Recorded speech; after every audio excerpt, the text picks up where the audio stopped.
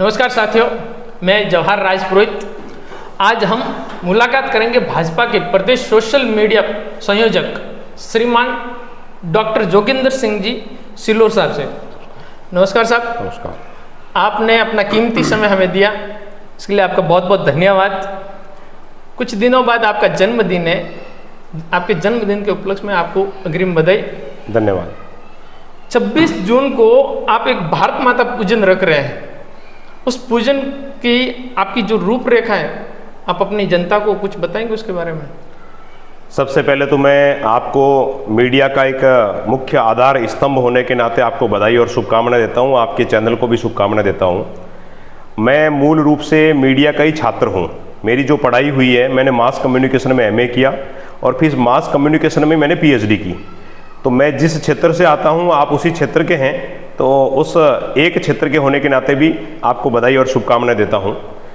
26 तारीख को लेकर के जो आपका सवाल है, मेरा ऐसा सोचना है कि भारत गांवों का देश है और भारत की जो थीम है, भारत की जो सोच है, भारत का जो चिंतन है, वो गांवों से निकलता है। जब तक गांव की जनता को हम राष्ट्र के संस्कार और राष्ट्र की मूल संस्कृति से नहीं जोड़ेंगे, तब तक देश का उत्थान संभव नहीं है।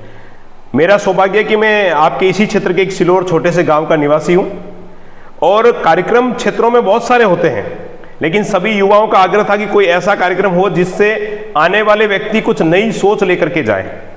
तो ये सारा विचार करके हम लोगों ने तय किया कि हम एक भारत माता पूजन कार्यक्रम करेंगे और उस भारत माता पूजन में आने वाले व्यक्ति को ये संदेश जाए। विवेकानंद जी ने एक बार कहा था, हम जब विवेकानंद जी को पढ़ते हैं तो उन्होंने उस समय कहा था कि अगर कुछ समय के लिए हम सारे देवताओं को एक तरफ रख दें और केवल भारत माता की पूजा शुरू कर दें, तो ये देश परम वैभव पर चला जाएगा। मुझे लगता है आज हर गांव में ऐसी एक युवाओं की टीम खड़ी होनी चाहिए जिनका एक ही विजन हो कि भारत सर्वश्रेष्ठ हो, राष्ट्र सर्वोपरि हो। इसी धारणा को और इसी भावना को लेकर के ये भारत माता पूजन का कार्यक्रम हमने रखा है। वर्तमान में आप भाजपा के प्रदेश सोशल मीडिया संयोजक हैं। इस पद तक पहुंचने तक का जो आपका सफर रहा, वो कैसा रहा? मेरा ऐसा मानना है कि राजनीति कोई पेशा या स्टेटस नहीं है। राजनीति एक सेवा का माध्यम है। मैं बहुत छोटे से गांव से निकला हूं, सामान्य से परिवार से निकला हूं। मेरे पिताजी एक सरकारी कर्मचारी थे, इसलिए मेरी शिक्षा दीक्षा उनके साथ जहां जहां वो रहे वहां हमारा परिवार उनके साथ रहा और शिक्षा दीक्षा अलग अलग स्थान पर हुई। जालोर में मैं जब 9वीं क्लास में पढ़ता था, तब मेरा राष्ट्रीय स्वयंसेवक संघ की शाखाओं में जाना मैंने शुरू किया और 11वीं में जब मैं आया तो मुझे अखिल भारतीय विद्यार्थी परिषद से जुड़ने का मौका मिला। अखिल भारतीय विद्यार्थी परिषद विश्व का सबसे बड़ा छात्र संगठन है जो छात्रों के बीच में राष्ट्रवाद को लेकर के काम करता है। और उसके बाद जब मैंने अपना छात्र जीवन का सफर शुरू किया तो नगर मंत्री के बाद में जिला संयोजक के बाद में जिला प्रमुख, फिर जिला प्रमुख, फिर प्रदेश का सह मंत्री और फिर प्रदेश मंत्री, ऐसी लगभग 13 से 14 जिम्मेदारियां संगठन में मेरे पास में रही। एक कुछ समय के लिए पूर्णकालिक, जो पूरा समय संगठन को देते हैं, ऐसी पूर्णकालिक जिम्मेदारी भी मेरे पास में रही।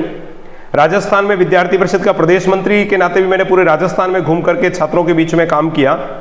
बांग्लादेशी घुसपैठ को लेकर के एक बड़ा आंदोलन उस समय विद्यार्थी परिषद ने खड़ा किया। उस बांग्लादेशी घुसपैठ आंदोलन का मैं प्रदेश का संयोजक रहा। यूथ अगेंस्ट करप्शन, भ्रष्टाचार को लेकर के एक बड़ा आंदोलन उस समय खड़ा हुआ था। उस यूथ अगेंस्ट करप्शन का भी आंदोलन का नेतृत्व राजस्थान का हमने किया। और उसके बाद में विवेकानंद केंद्र से मैं जुड़ा। कुछ समय तक मैंने विवेकानंद केंद्र में काम किया। इसी बीच में कुछ समय मैंने सेवा कार्यों में भी दिया। कुछ संतों के सानिध्य में रहने का मुझे अवसर मिला। गौ सेवा में मुझे कुछ समय तक काम करने का, रहने का, गौशाला में रहने का भी मुझे अवसर मिला। मेरा शुरू से ये आदत रही है कि कोई ऐसा विषय जिससे समाज को दिशा मिल सकती है, उसको समझना चाहिए, उसके साथ जुड़ना चाहिए और वहां से कुछ न कुछ सीख करके समाज को देना चाहिए। तो ऐसे जितने भी प्रकल्प है उसमें मैंने जुड़ा और उस समय कुछ क्षेत्रों में मैंने काम भी किया। विवेकानंद केंद्र में काम करने के बाद में 2012-13 में मैंने भारतीय जनता पार्टी में काम करना शुरू किया। मुझे शुरू में रोजगार प्रकोष्ठ का प्रदेश का सह संयोजक बनाया गया। उसके बाद मुझे एक बड़ी जिम्मेदारी, उस समय नरेंद्र मोदी ऐप करके एक ऐप आया था, उस नरेंद्र मोदी ऐप का मुझे एक प्रदेश का संयोजक बनाया गया कि नरेंद्र मोदी ऐप को डाउनलोड करवाना, पूरे प्रदेश को उससे जोड़ना, नमो ऐप करके। उस नमो ऐप पर काम करते हुए एक बड़ी टीम के साथ मैंने काम किया और मुझे ये बताते हुए आज भी खुशी हो रही है, उस समय पूरे देश में नमो ऐप डाउनलोड में राजस्थान नंबर 1 पर आया। उसके बाद मुझे कार्यकर्ताओं के नाते युवाओं को पार्टी से जोड़ने के लिए एक नव मतदाता अभियान पार्टी का चलता है, उसकी जिम्मेदारी दी। सभी 200 विधानसभाओं पर मैंने काम किया और जो पार्टी ने काम दिया उसको पूर्ण निष्ठा के साथ में किया। उसके बाद मुझे एक बड़ा काम अमित भाई शाह हमारे उस समय विधानसभा चुनाव से पहले आए थे, उनका एक कार्यक्रम था बहुत बड़ा, युवाओं और बात अमित शाह के साथ। उस कार्यक्रम की भी मुझे एक बड़ी जिम्मेदारी पार्टी ने दी। और उसके बाद मुझे युवा मोर्चा में राजस्थान का प्रदेश महामंत्री, ऐसा एक दायित्व पार्टी की तरफ से दिया गया। वर्तमान में मैं जिस दायित्व पर काम कर रहा हूं वो भारतीय जनता पार्टी में सोशल मीडिया एक बड़ा, चूंकि एक टेक्निकली पार्ट है, लेकिन मेरा शुरू से ही आदत रही है कि जहां काम करो वहां नई चीजों को सीखो। तो इस पार्ट पर भी काम करते हुए पार्टी सोशल मीडिया प्लेटफॉर्म पर कैसे मजबूत हो सकती है, तो वर्तमान में मैं भारतीय जनता पार्टी में सोशल मीडिया संयोजक के नाते काम कर रहा हूं। मैं सबसे बड़ा अभिनंदन करता हूं मेरी पार्टी के सभी वरिष्ठ लोगों का और पार्टी के उन पदाधिकारियों का जिन्होंने इस गांव से निकले हुए इस कार्यकर्ता को इस लायक समझा कि वो समाज और देश के इस विभिन्न क्षेत्रों में काम करने वाली विश्व की सबसे बड़ी पार्टी में काम करने का मुझे सौभाग्य मिला। और उन्होंने जो जो जिम्मेदारी दी मैंने पूर्ण समर्पण और निष्ठा के साथ वो निभाई और आज भी पार्टी के लिए पूर्ण निष्ठा से काम कर रहा हूं। सोशल मीडिया तो एक समाज के लिए कहो, राजनीति के लिए कहो, ये एक एडवर्टाइजमेंट का बेस बन गया है। तो इसमें तो आपको और भी सहूलियत मिलती होगी जो भी काम आपको बढ़ाना है अपनी पार्टी के लिए। तो 2014 में जो चुनाव हुआ उसके बाद से इस देश में सोशल मीडिया क्या है, मुझे लगता है पहले अमेरिकी चुनाव में इसका उपयोग किया और विश्व के कुछ देशों ने इसका उपयोग किया, लेकिन भारत में सोशल मीडिया क्या है और इसका कैसे सदुपयोग किया जाता है, ये बात अगर आम जनता को किसी ने समझाई तो वो हमारे यशस्वी प्रधानमंत्री नरेंद्र मोदी जी ने समझाई। सोशल मीडिया को जन सेवा का माध्यम कैसे बनाया जा सकता है। पहले ये होता था कि सोशल मीडिया पे फोटो डाल दिया, फला जगह पे गए, फला जगह स्वागत हुआ, फला जगह अभिनंदन हुआ। आज सोशल मीडिया का उपयोग हो रहा है कि जनता के मुद्दों को जनता के बीच में कैसे ले जाना, और राजनीति का सबसे बड़ा जो मूल जो आधार है वो आज सोशल मीडिया बना हुआ है। मेरा सौभाग्य है कि पार्टी ने एक महत्वपूर्ण काम जो है वो मुझे सौंपा है और मुझे लगता है कि आज भी राजस्थान भारतीय जनता पार्टी जिन जिन क्षेत्रों में काम कर रही है वहां सोशल मीडिया के माध्यम से पार्टी को मजबूती मिल रही है और आगे भी मेरा यह प्रयास रहेगा कि पार्टी के सोशल मीडिया प्लेटफॉर्म पर और मजबूती से खड़ी हो। पिछले 2-3 साल से सिवाना विधानसभा बहुत सक्रिय है, तो सिवाना के लिए आपका विजन क्या है? देखिए, जन्मभूमि को रामायण में भी कहा गया है कि स्वर्ग से भी बढ़कर के होती है और जन्मभूमि से सबको प्रेम होता है। चूंकि मैं छात्र जीवन में बाहर मैंने सभी क्षेत्र में काम किया और मैं राजस्थान भर में घूमा हूं, लेकिन फिर कहीं ना कहीं मन से एक आवाज निकलती है कि आखिर जन्मभूमि भी तो अपनी है। तो मुझे ऐसा लगा कि कहीं ना कहीं इस क्षेत्र में जहां मैंने जन्म लिया है, जहां मैं बड़ा हुआ हूं, जहां एक परिवार के संस्कार, एक पीढ़ी के संस्कार, एक समाज के संस्कार, वो सारी लोग और वो सारी पीढ़ियां एक आशा की दृष्टि से देखती है। क्योंकि जब व्यक्ति किसी क्षेत्र में काम करना शुरू करता है तो समाज भी देखता है और उनकी आने वाली यूथ पीढ़ी भी देखती है कि कहीं ना कहीं इसका उपयोग और इसका सही सदुपयोग समाज के लिए, देश के लिए होना चाहिए।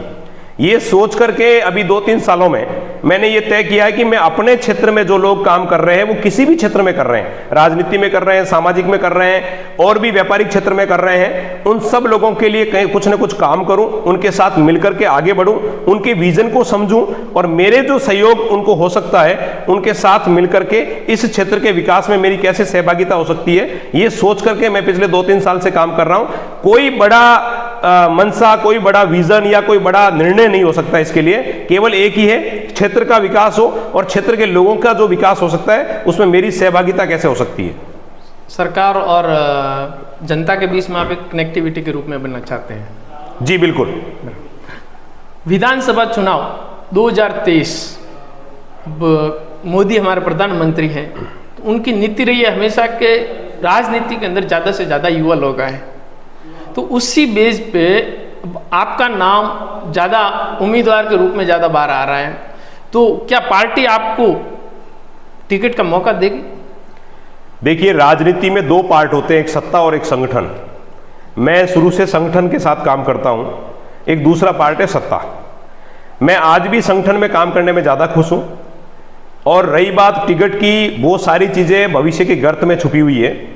पार्टी जो भी जिम्मेदारी देती है उसको पूर्ण निष्ठा के साथ में पूरी करने का मेरा प्रयास रहता है और इस क्षेत्र में मैं लगातार सक्रिय रह करके जनता के बीच में जाता हूं और जनता की दुख दर्दों को सुनता हूं और मेरा जो प्रयास रहता है, निश्चित तौर पर कुछ ही दिनों बाद हमारी सरकार बनने वाली है, तो सरकार बनने के बाद में मैं सरकार और इस जनता के बीच की कड़ी बनूं, इसके लिए जरूरी नहीं है कि आपको टिकट मिले या आप कुछ बनो, लेकिन किस प्रकार एक मीडिएटर की भूमिका में आकर के मैं आम जनता के कामों को कर सकता हूं, इसके लिए मैं प्रयासरत हूं और आगे भी प्रयासरत रहूंगा।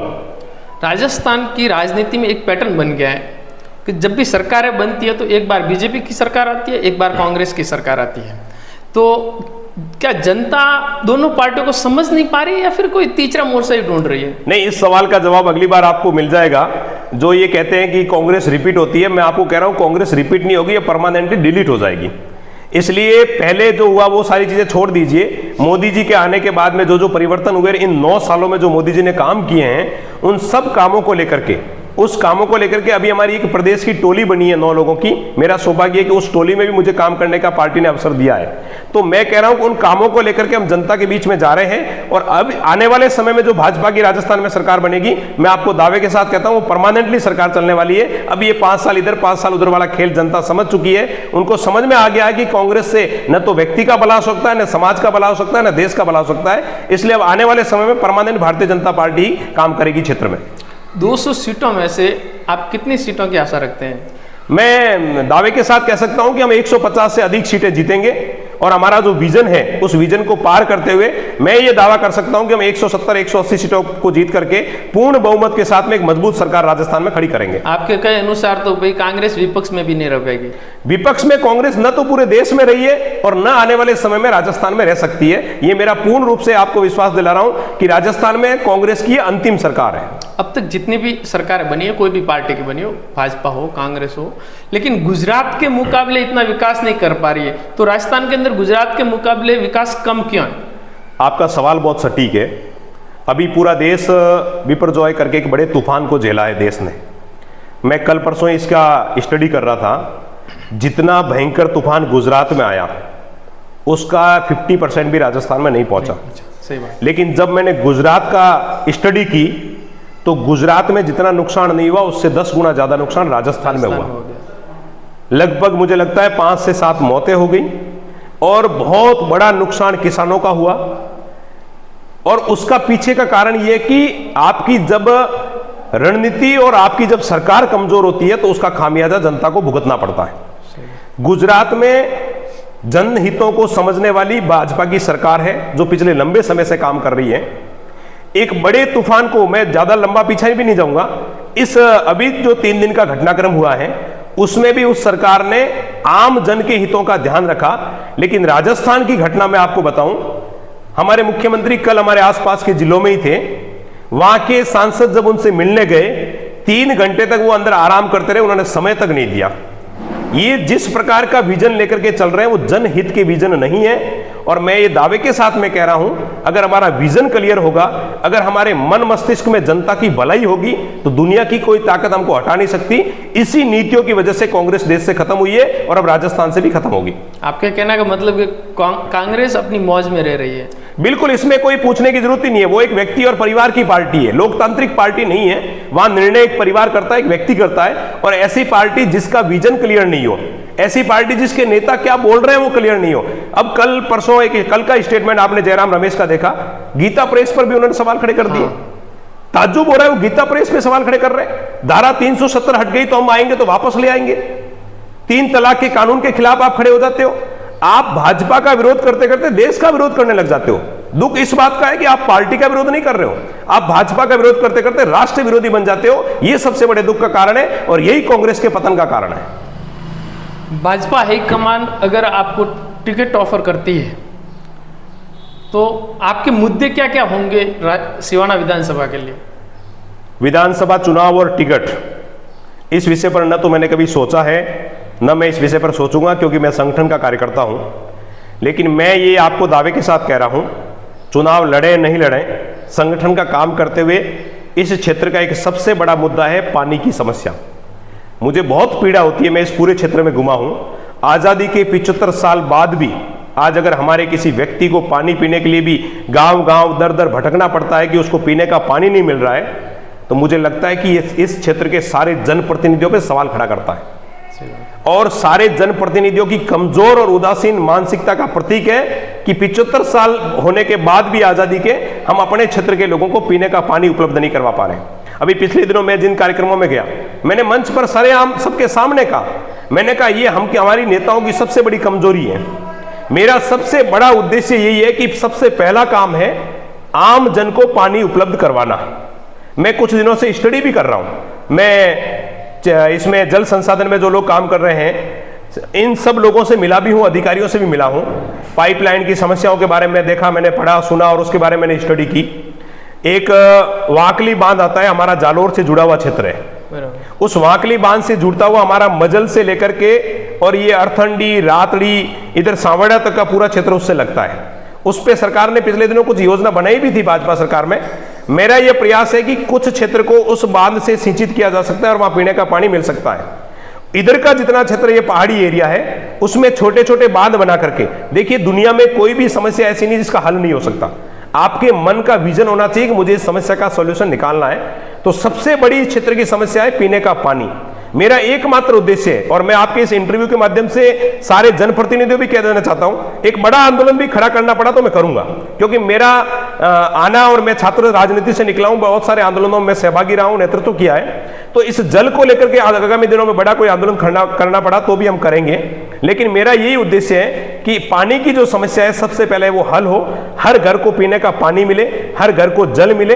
वैसे हमारे गजेंद्र सिंह जी जो केंद्रीय मंत्री है, उनके नेतृत्व में हर घर को नल योजना को प्रधानमंत्री जी पूरा सपोर्ट कर रहे हैं। लेकिन फिर भी आने वाले दिनों में पहली प्राथमिकता तो ये है, दूसरी प्राथमिकता चिकित्सा और शिक्षा। आज भी जब कोई छोटा सा एक्सीडेंट होता है तो हम सिवाना हॉस्पिटल में जाते हैं तो कहीं डॉक्टर नहीं मिलता है, कंपाउंडर नहीं मिलता है, फिर हमको बालोतरा जाना पड़ता है, फिर हमको जोधपुर जाना पड़ता है। ये सबसे बड़ी सुविधा जो यहाँ पर होनी चाहिए चिकित्सा की, उसमें हम बहुत पीछे हैं अभी। मेरा ये भी एक उद्देश्य है कि इस क्षेत्र में एक चिकित्सा का बड़ा हॉस्पिटल हो, जहां सर्व सुविधा युक्त सारी व्यवस्थाएं हो और सारे डॉक्टर्स हो हर क्षेत्र के, जिससे आम जन को तुरंत सुविधा मिले। तीसरा एक बड़ा मुद्दा है शिक्षा। आदमी शिक्षित नहीं होगा तो वो कैसे अपने जीवन की जीविकोपार्जन को चलाएगा। मेरा मैं अलग अलग क्षेत्रों में काम करते हुए बहुत सारी चीजें मेरे दिमाग में चलती हैं। मैंने एक सोच रखा है कि क्यों नहीं 20-30 किलोमीटर के दायरे में जो गांव आते हैं उनको मिला करके एक केंद्र स्थापित किया जाए, जहां पर कंप्यूटर पढ़ाने के लिए 10 कंप्यूटर लगा करके कंप्यूटर शिक्षक को रखा जाए, जहां एक छोटी सी लाइब्रेरी बना करके कंपटीशन एग्जाम करने वाले और इस क्षेत्र में रहने वाले लोग वहां पढ़ाई करें, और वहां पर कुछ युवाओं को बैठने की, युवाओं के पढ़ने की, युवाओं की कंपटीशन एग्जाम की एक ऐसा सेंटर डेवलप हो। हम इस पूरे विधानसभा में अगर प्रयास करें तो ऐसे 5-7 अच्छे छोटे छोटे सेंटर डेवलप कर सकते हैं, जहां हमारे बच्चे पढ़ करके तैयारी करके और अच्छी क्षेत्रीय परीक्षाएं जो होती है, आरपीएससी जो परीक्षाएं करवाती है, उन सब भर्तियों में हमारे टॉप अभी निकल भी रहे, आगे भी हमारे यहाँ के युवा बहुत मेहनती है। मेरा प्रयास ये रहेगा कि सबसे पहला पानी का मुद्दा, दूसरा चिकित्सा का मुद्दा, तीसरा शिक्षा का मुद्दा, सड़क और बिजली, ये तो प्राथमिकता हमेशा रही है और रहेगी, राजनीति में भी रहेगी, आगे भी हम इस क्षेत्र में काम करेंगे। लेकिन 3 महत्वपूर्ण मुद्दे हैं, पीने का पानी सबको मिले, चिकित्सा की अच्छी सुविधा सबको मिले, और शिक्षा क्षेत्र में जिन स्कूलों की घोषणा आपने कर दी, मुख्यमंत्री जी कहते हैं कि हमने बहुत स्कूलें खोल दी, हमने बहुत सारी कॉलेजें खोल दी। केवल ढांचा खड़ा करने से आप विकास नहीं कर सकते। आपने स्कूलें खोल दी लेकिन स्कूलों में शिक्षक नहीं है तो वो स्कूलें क्या करेगी।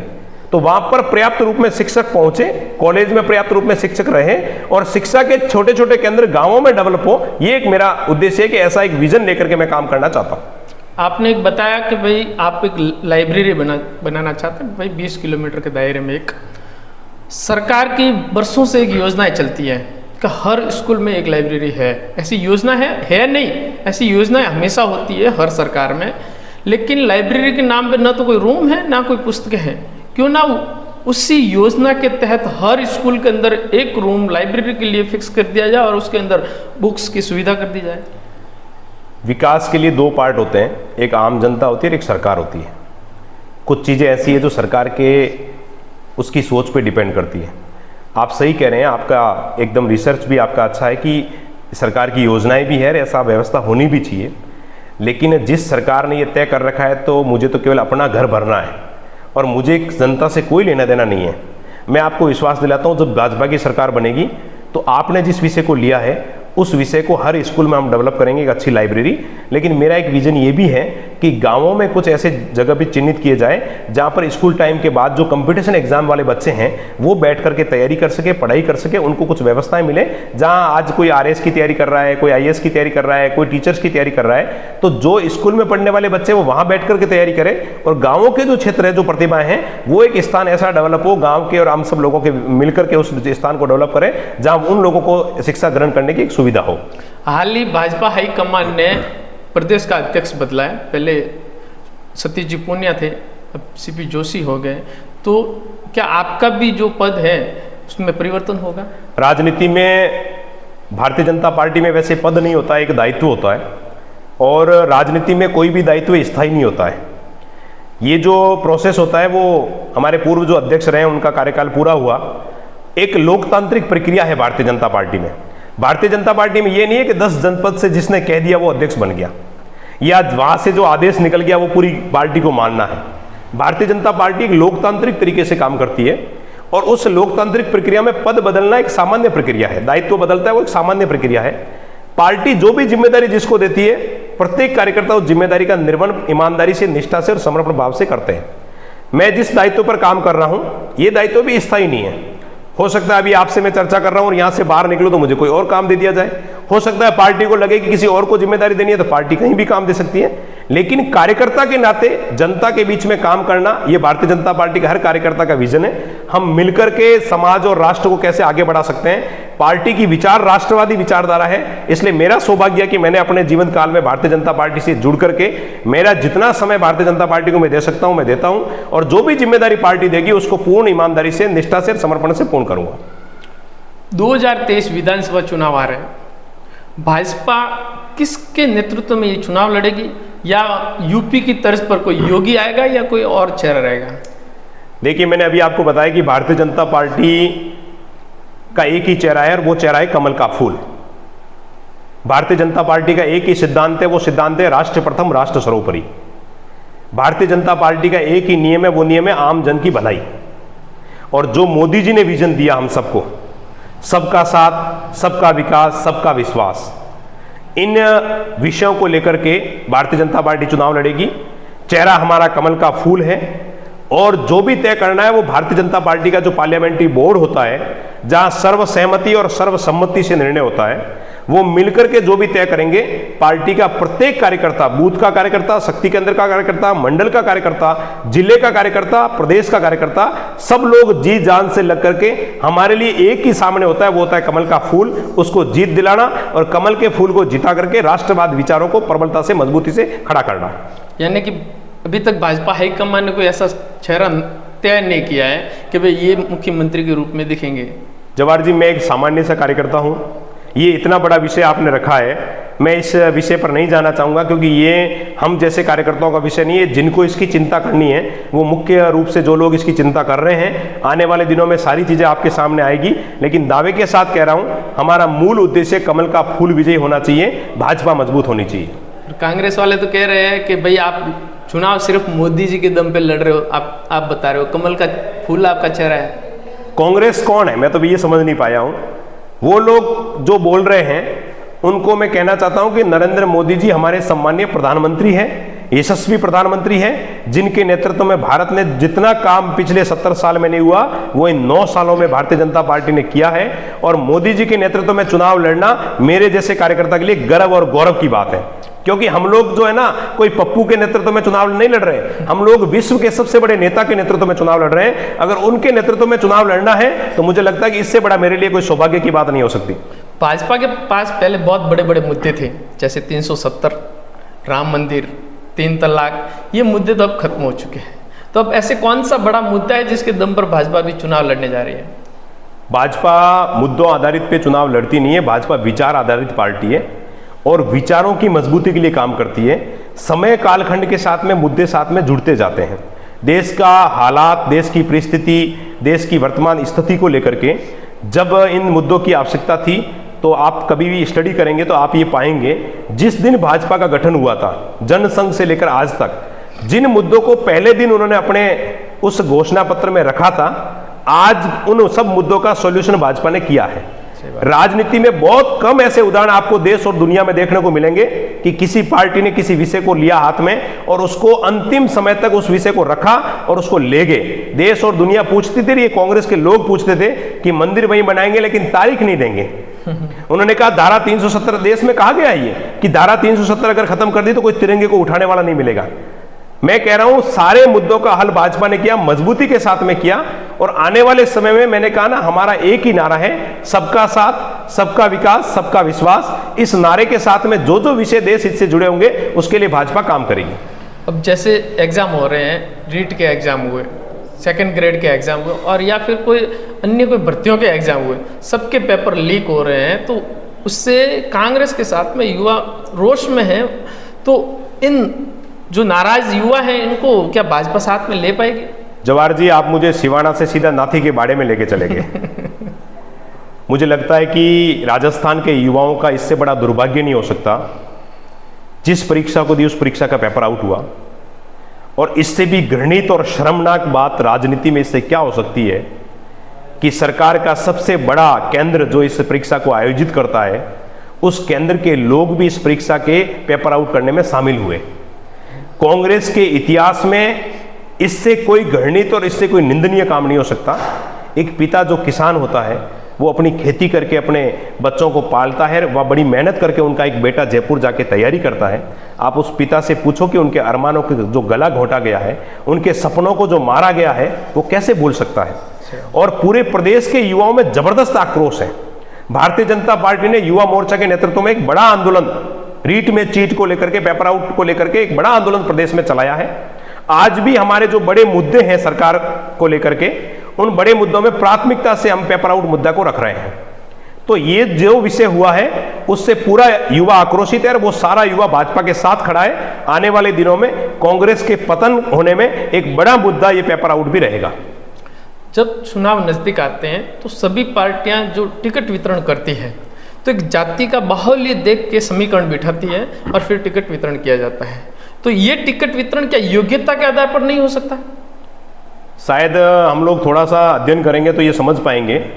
जब से देश में नरेंद्र मोदी जी की सरकार बनी है, आप सोच सकते हैं कि शायद मुझे जानकारी नहीं है कि कौन सा मंत्री किस जाति से आता है। हो सकता है पहले राजनीति में जातियाँ बाहुल्य रही होगी, लेकिन जब आप गुजरात की स्टडी करेंगे, आप उत्तर प्रदेश की स्टडी करेंगे, तो हमने वहाँ पर कहीं पर भी जाति को प्रधानता नहीं दी है। हमने उस क्षेत्र में योग्यता को आगे रखा है। हमारी जो सरकारें बनी हैं, उन सरकारों में कहीं न कहीं एक सामाजिक प्रक्रिया है कि कहीं न कहीं थोड़ा बहुत उसमें असर हो सकता है उसका, लेकिन फिर भी भारतीय जनता पार्टी की जहाँ जहाँ सरकारें हैं, उन सब सरकारों की जब आप स्टडी करेंगे तो वह राजनीति में जो सबसे सरल, सबसे सहज, सबसे ईमानदार, जिसकी अच्छी पकड़ हो, जिसको आम जन में जिसकी अच्छी पैठ हो और जो जनहितों के लिए काम करता है, उन कैंडिडेट को टिकट मिला और वो सारे कैंडिडेट जीते हैं। आज मुझे भी नहीं पता है कि हमारी जो केंद्रीय कमेटी है या हमारी जो केंद्र के मंत्री है उसमें कौन किस जाति से आता है। मैं केवल इतना जानता हूं कि आज मोदी जी के मंत्रिमंडल में जितने भी स्टार हैं वो सब अपने अपने क्षेत्र के माहिर लोग हैं। तो मैं ये दावे के साथ कह सकता हूं कि अब वो समय चला गया, अब योग्यता के आधार पर व्यक्ति को आगे बढ़ने का मौका मिलेगा। तो फिर सिवाना के अंदर 15 साल से बीजेपी है, बीजेपी का राज समझो आप, तो सिवाना का इतना भला क्यों नहीं हो पा रहा है? भाजपा विकास कर रही है क्या इसमें? नहीं, लगातार 15 साल से बीजेपी को सरकार नहीं है हमारी राज्य में, इसका एक बड़ा प्रभाव पड़ता है। दूसरा, मेरा ये मानना है कि हम लोगों ने बीजेपी की जो पिछली सरकार थी उसमें जिन मुद्दों का हल कर सकते थे उन सबके हमने प्रयास भी किए थे, लेकिन जैसे ही सरकार बदली, बाड़मेर जैसलमेर में हमारे एकमात्र विधायक है पूरी लोकसभा में, श्रीमान हमीर सिंह जी भायल। हमीर सिंह जी भायल पूर्ण स्फूर्ति के साथ में काम करते हुए आम जन के बीच में रहते हैं, लेकिन सरकार कोई भी उनका काम इसलिए नहीं होने देती है कि कहीं इसका लाभ भाजपा को नहीं मिल जाए।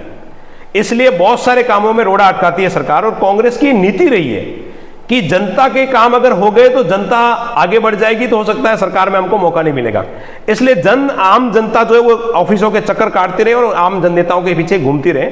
मैं आपको ये विश्वास दिलाता हूं कि जो काम भारतीय जनता पार्टी ने पिछली सरकार में किए थे वो काम वहां के वहां अटके हुए पड़े, भले वो जल का विषय हो, भले वो चिकित्सा का हो, भले वो शिक्षा का हो, उसमें 10% भी आगे बढ़कर के काम कांग्रेस ने नहीं किया है। लेकिन अभी जब भाजपा की सरकार आएगी, आने वाले 5 साल में कांग्रेस का तो पतन निश्चित ही है, लेकिन भाजपा के नेतृत्व में सिवाना का बड़ा विकास होगा, ये मैं आपको विश्वास दिलाता हूं। योगी जी हमेशा जन सूचनाओं के लिए या उनकी शिकायतें सुनने के लिए एक दरबार रखते हैं, तो आप जब भी विधायक बनेंगे तो क्या आप भी ऐसे दरबार रखेंगे जिसमें लोगों की आप शिकायतें सुन सके?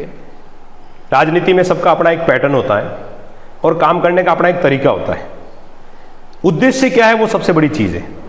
आपका मूल उद्देश्य क्या है? आप जनता के बीच में जाओ या जनता को दरबार में बुलाओ या जनता के साथ बैठो, मेरा ऐसा मानना है कि सबकी अपनी अपनी प्रक्रिया है। मैं जनता के बीच में घूमना पसंद करता हूं, लोगों के बीच में रहना पसंद करता हूं, ताकि वहां बैठ करके उनके साथ भोजन करके उनकी आम जन की समस्याओं को समझ सके। तो वैसे मेरा ऐसा कोई विजन नहीं है जितना बड़ा आप सोच रहे हैं। मेरा केवल इतना ही उद्देश्य है कि आम जन की समस्याओं के लिए कैसे मैं लड़ सकूं, आम जनता के बीच में रह करके उनका कैसे सहयोगी बन सकूं, और जो इस क्षेत्र की समस्या हैं उन समस्याओं को लड़ते हुए उनका सॉल्यूशन कैसे हो सकता है, वो सारे विषय को लेकर के मैं आगे भी काम करूंगा और आज भी कर रहा हूं। आपने हमें इतना समय दिया, कीमती समय निकाल कर दिया। आपका बहुत बिजी शेड्यूल रहता है आजकल, ये प्रोग्राम भी चल रहा तो उसको लेकर भी अभी जो हमारे जो कार्यक्रम चल रहे हैं, अभी एक और विषय, बड़ा विषय जो है मैं आपको बताना चाहता हूं कि रोजगार इस क्षेत्र में बहुत जरूरी है। इस विषय को हम लोग काफी लंबे समय से देख रहे हैं। मैं एक छोटी सी बात आपको बताता हूं। इस सिवाना क्षेत्र में रोजगार के बहुत ऐसे क्षेत्र है जहां से रोजगार की बहु मात्रा में रोजगार उत्पन्न हो सकते हैं। मैं आपको छोटी छोटी बातें बताता हूं। अनार की बहुत बड़ी खेती होती है यहाँ पे। हम अगर एक प्लानिंग करके अगर अनार खेती का एक बड़ा प्रोडक्शन का एक यूनिट यहां पर स्थापित करें, मुझे लगता है हजारों लोगों को उसमें रोजगार मिलेगा। मैं जिस गांव से आता हूं, आपको ताज्जुब होगा, उन छोटे गांवों का गेर नृत्य पूरे विश्व में प्रसिद्ध है। सिलोर का गेर नृत्य, कनाना का गेर नृत्य, जसोल का गेर नृत्य, आपके का इधर कोटड़ी का गेर नृत्य। और मुझे खुशी तब होती है जब राजस्थान रोडवेज की वॉल्वो बसों पर जो फोटो लगे हुए हैं उसमें भी मेरे गांव के, मेरे विधानसभा के लोगों के फोटो लगे हुए हैं। उन सब लोगों को जो सामान्य परिवारों से आते हैं, किसान हैं, वो जो हमारी संस्कृति को जिंदा रखे हुए हैं। मेरा ये भी प्रयास है, सरकार की एक केंद्र की एक योजना चलती है, उस योजना में जोड़ करके उनको भी एक रोजगार मिल सकता है और हमारी संस्कृति का उत्थान भी इससे हो सकता है। तीसरा बड़ा मुद्दा है खेल। मैं आपको बताता हूं, मैं वो सौभाग्यशाली इंसान हूं, मैं जिस गांव से आता हूं उस गांव का एक युवा, हमारा एक भाई दिलीप वैष्णव, उसने पूरी दुनिया के अंदर वॉलीबॉल का जो इंटरनेशनल गेम हुआ उसमें भारत का नेतृत्व किया, पूरे देश का नेतृत्व किया, राजस्थान नहीं पूरे भारत का नेतृत्व किया। मेरे गांव की, आसपास के गांव की बहनें वॉलीबॉल में स्टेट पर खेलती हैं, लेकिन उन प्रतिभाओं को एक मौका नहीं मिलता आगे जाने का। मेरा एक ये भी प्रयास है, ऐसी प्रतिभाएं गांवों से चुन करके उनको निकालना, उनके लिए एक प्लेटफॉर्म तैयार करना, उनको रोजगार से भी जोड़ना और उनकी आजीविका के साथ साथ उनको मान सम्मान मिले और जिस खेल में उनका इंटरेस्ट है उस खेल में वो आगे बढ़े। ये भी एक बड़ा विजन लेकर के मैं इस क्षेत्र में काम कर रहा हूं। आपने अपना कीमती समय दिया, आपके बहुत बहुत धन्यवाद। मुझे अच्छा लगा आपके चैनल के साथ में बातचीत करके, और मैं आपको ये विश्वास दिलाता हूं, मीडिया लोकतंत्र का चौथा आधार स्तंभ है। हम मिलकर के क्षेत्र के लिए काम करेंगे, आपका पूर्ण सहयोग हमको मिलता रहेगा। पुनः आपका बहुत बहुत आभार, बहुत बहुत धन्यवाद, नमस्कार।